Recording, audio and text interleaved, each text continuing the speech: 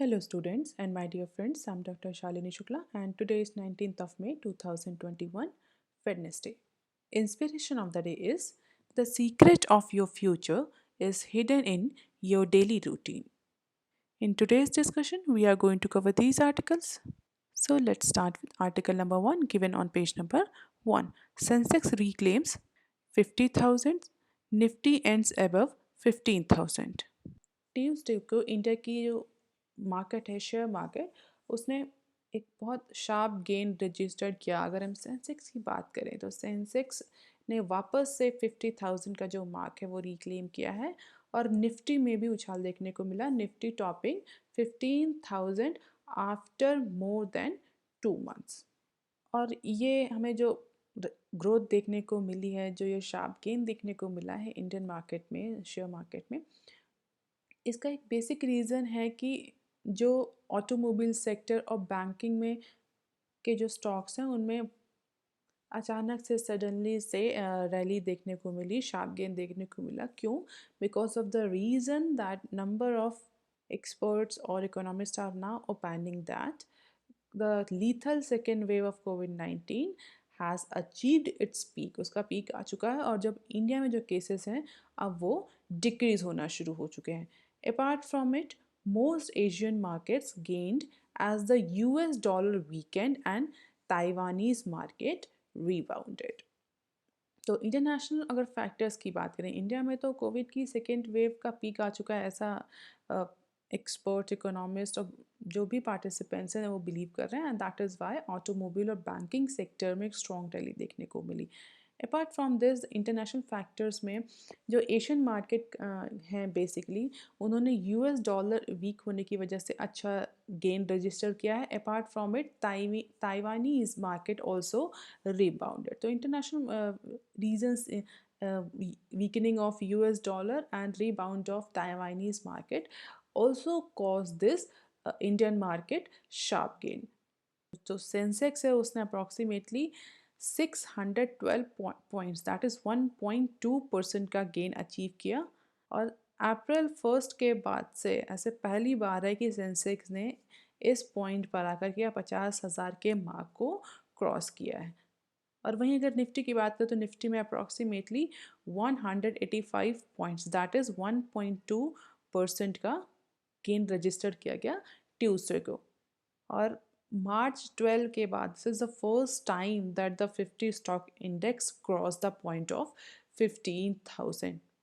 और अगर foreign portfolio और डोमेस्टिक काउंटर पार्ट्स की बात करें तो फॉरेन पोर्टफोलियो इन्वेस्टर्स ने एक सिग्निफिकेंट अमाउंट इन्वेस्ट किया है या सिग्निफिकेंट अमाउंट के शेयर्स खरीदे हैं इंडियन मार्केट में, जिसको अगर हम रुपी टर्म्स में तो अप्रॉक्सीमेटली 618 करोड़ के जो शेयर्स हैं वो फॉरेन पोर्टफोलियो इन्वेस्टर्स ने ट्यूसडे को इंडिया की जो स्टॉक मार्केट्स हैं वहाँ से बाई किए, while their counterparts purchased share worth rupees 450 crores।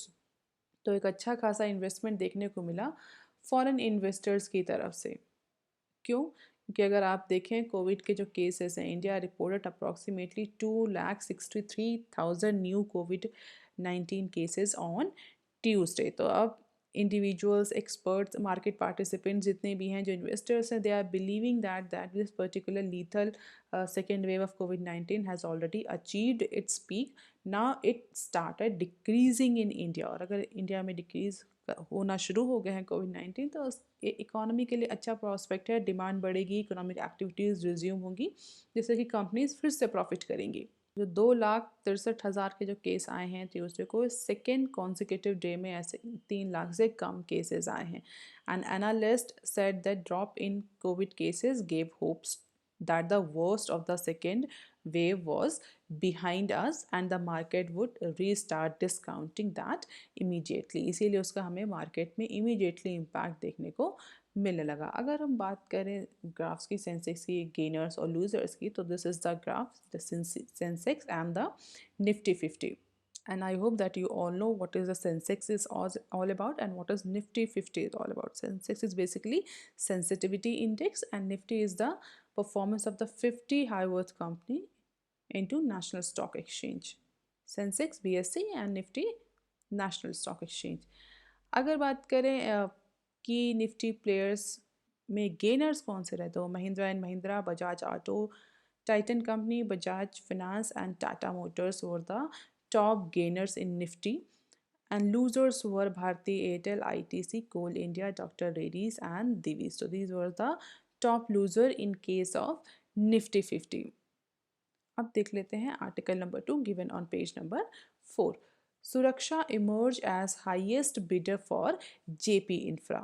So Mumbai-based asset reconstruction company, that is Suraksha Asset Reconstruction Company, has emerged as the highest bidder for JP Infra Limited.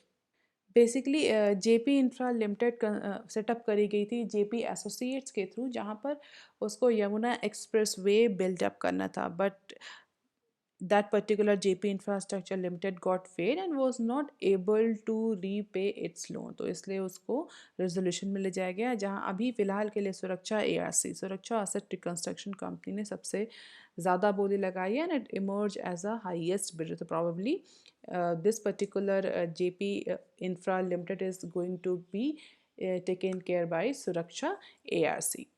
अब देख लेते हैं next article, relief measures for poor women help self-help groups on the card.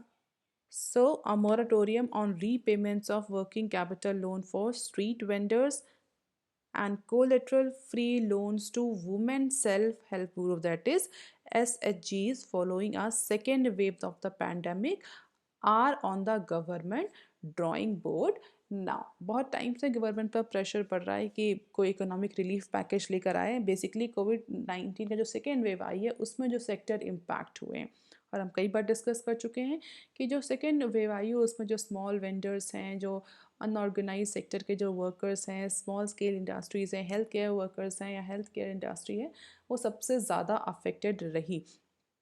तो अब जो government economic relief package फ़िलहाल के लिए ड्रॉ कर रही है, फ़िलहाल चेकआउट कर रही है, उसमें जो स्ट्रीट वेंडर्स हैं उनको वर्किंग कैपिटल के लिए जो उन्होंने लोन लिया है, जो भी छोटे मोटे लोन लिए हैं अपने बिजनेस को रन करने के लिए, उनके रीपेमेंट पर मोराटोरियम को कंसीडर किया जा रहा है.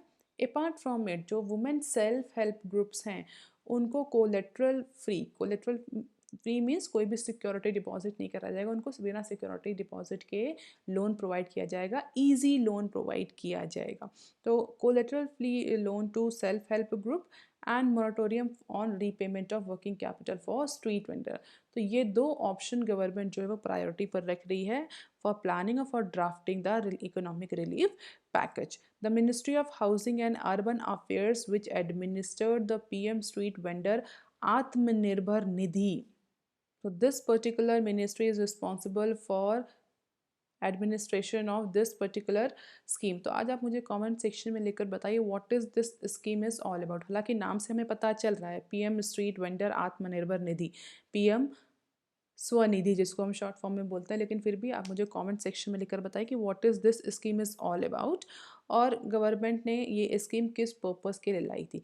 तो जैसा कि मैंने बताया, ministry of housing and urban affairs इस पर्टिकुलर स्कीम को इम्प्लीमेंट कर रही है. तो ministry of housing affair is also exploring on the option that if the loans or the money provided under this scheme to the small vendors can be restructured and can moratorium period be provided to the street vendor under this scheme or not.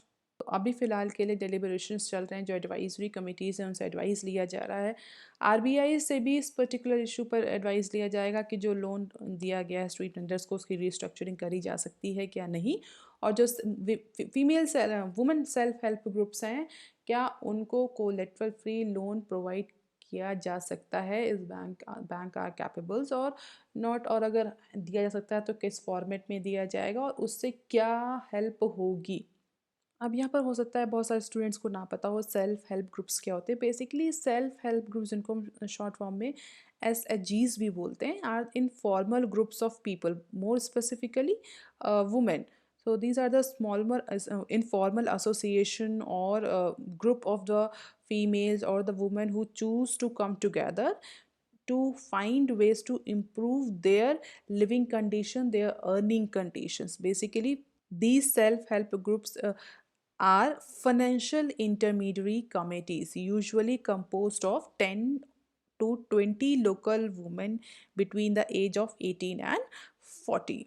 और India में self help group का concept बहुत ज़्यादा है, और ऐसा नहीं कि सिर्फ इंडिया में ही ये सेल्फ हेल्प ग्रुप्स पाए जाते हैं। बेसिकली ये self help groups south Asia और साउथ ईस्ट एशिया में भी हमें देखने को मिलते हैं।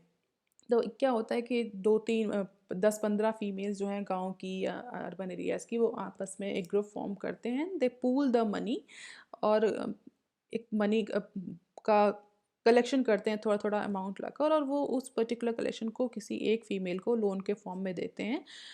और ये हमें कहते हैं कि जितनी भी फीमेल्स या वुमेन्स इन्वॉल्व होती हैं, उनको लोन के फॉर्म में टाइम टाइम दिया था, जैसे कि वो अपने छोटे छोटे जो उनके बिजनेस हैं वो चला सकें, या अपने घर की ज़रूरतों को पूरा कर सकें। बेसिकली इसी को बोलते हैं सेल्फ हेल्प ग्रुप। ऐसा ग्रुप जो खुद सेल्फ की हेल्प के लिए फॉर्म करता है। तो they are actually financial intermediaries. तो और ये गवर्नमेंट भी इन पर्टिकुलर सेल्फ हेल्प ग्रुप्स को रिकॉग्नाइज करती है। तो बैंक भी इनको कभी कभी प्राइवेट सेक्टर लेंडिंग के थ्रू लेंडिंग करते हैं चीप कॉस्ट पे, ताकि जो छोटे छोटे स्मॉल स्मॉल बिजनेस हैं, जो कुटीर उद्योग हैं, जो इस पर्टिकुलर सेल्फ हेल्प ग्रुप्स के थ्रू चल रहे हैं, वो रन करते रहें। And these are considered as a very important instrument for financial inclusion in India.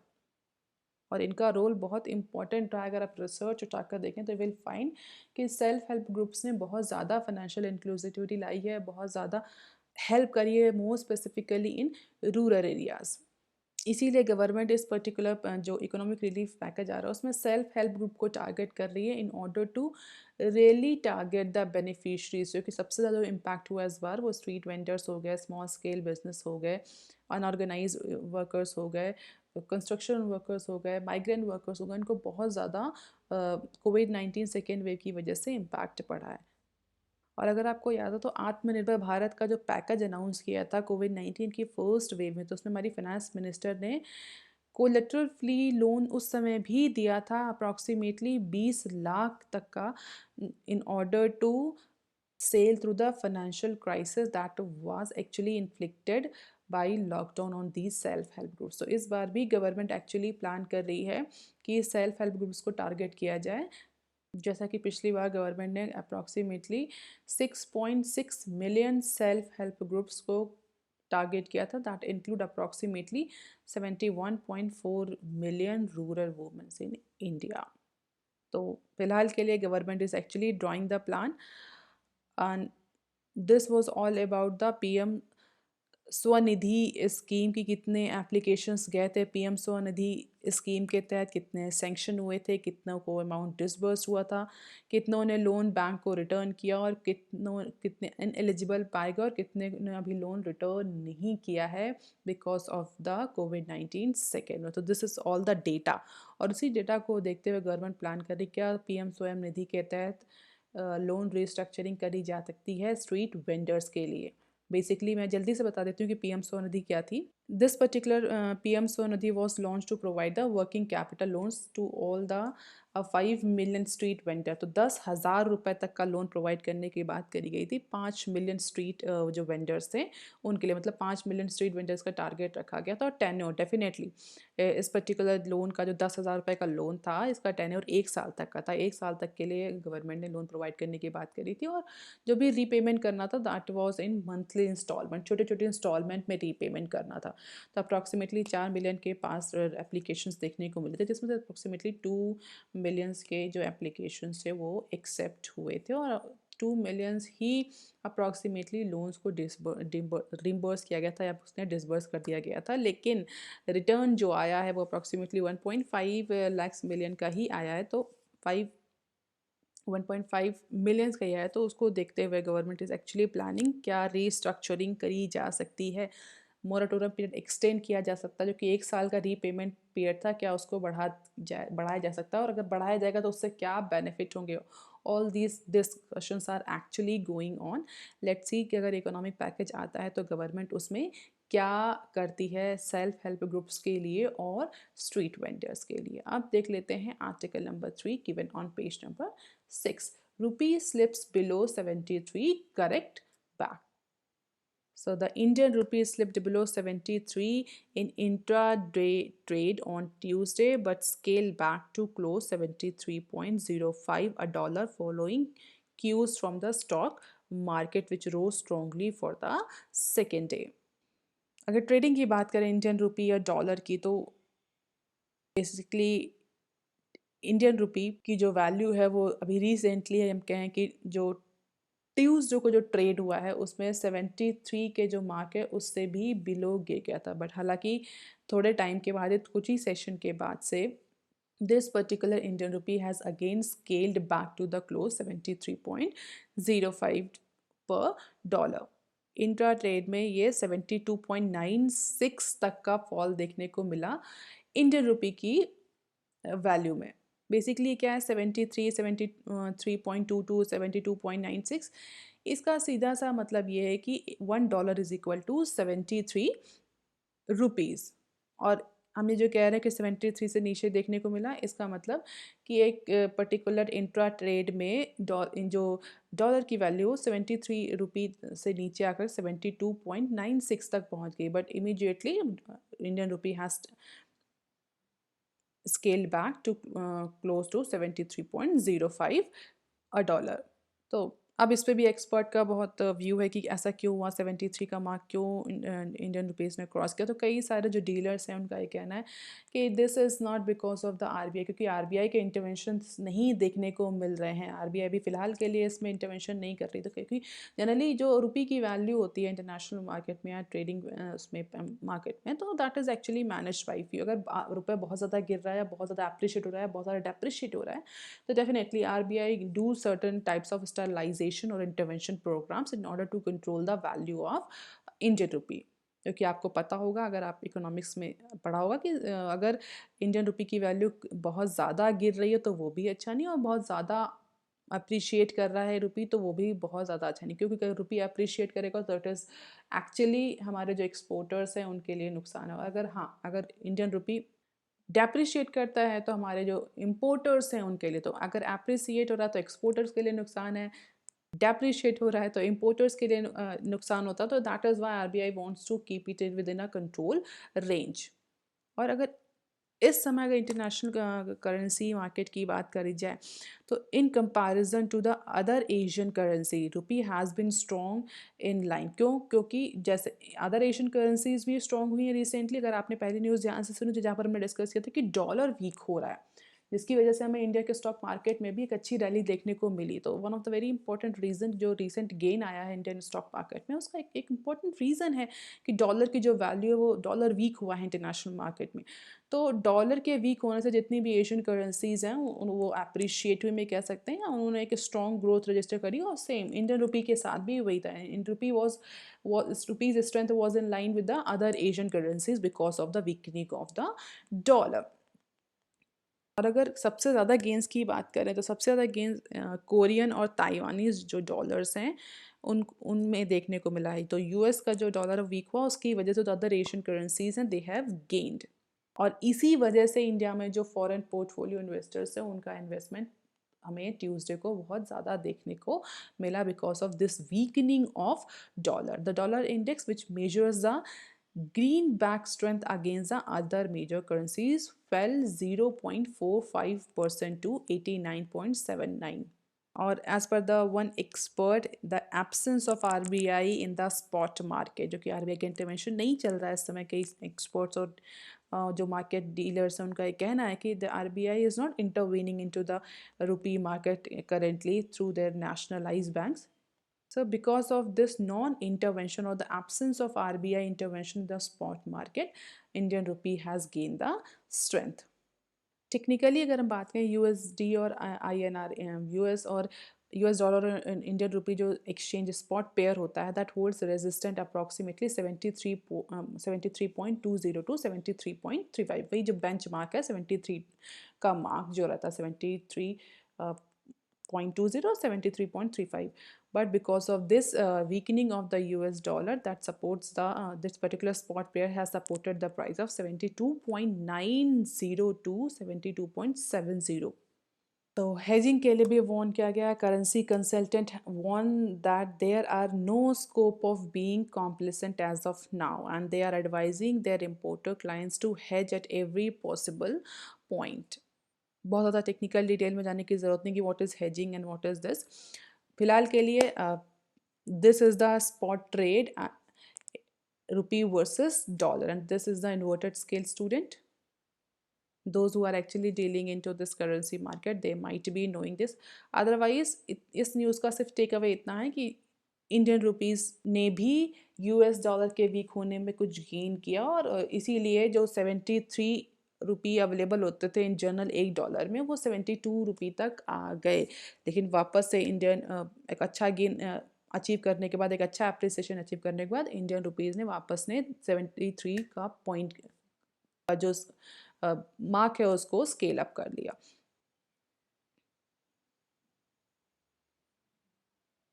आप देख लेते हैं some other news clip. State relax global vaccine tender norms.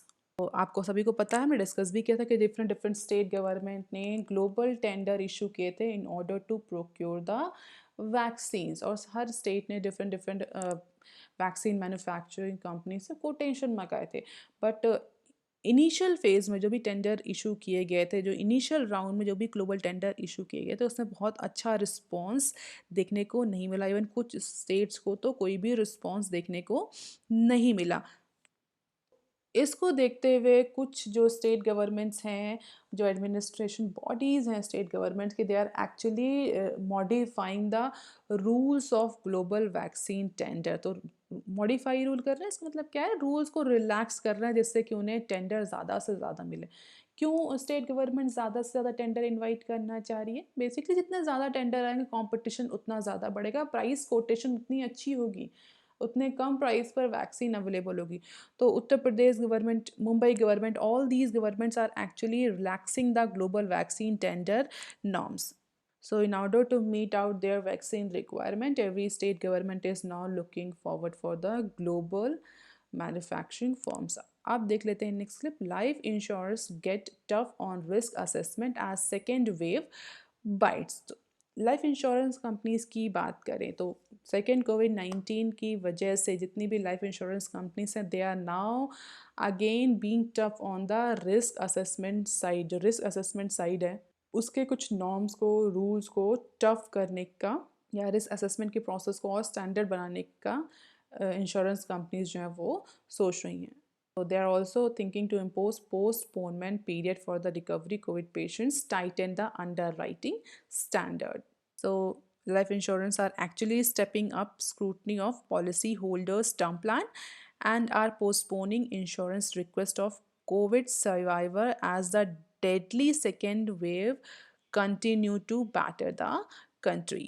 Basically insurance companies का ये कहना है कि जो टर्म प्लान्स होते हैं वो बहुत ज़्यादा रिस्क कवर करते हैं पर्सन की लाइफ में, बट जो उनका कवर अमाउंट है उसके कंपैरिजन में जो प्रीमियम है वो बहुत ज़्यादा लो होता है। जो पॉलिसी का प्रीमियम है वो बहुत ज़्यादा लो होता है। Although term insurance plans are very covering the very huge risk और द ह्यूज कवर अमाउंट उनका होता है, और उसके कंपैरिजन में प्रीमियम जो होता है वो इंश्योरेंस को बहुत कम देना पड़ता है।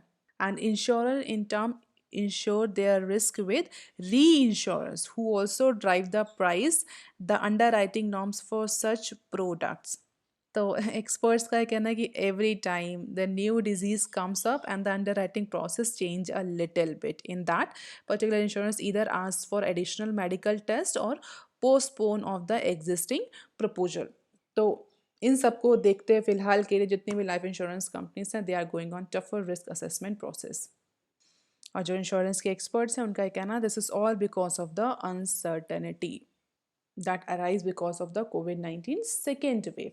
अब देख लेते हैं next clip. Scotland seeks to deepen economic ties with India. The Scottish National Party which will continue to govern the emerging as the single largest party in the election for this month in Scotland. So this particular party is very much aspire to ramp up the trade and investment ties with India.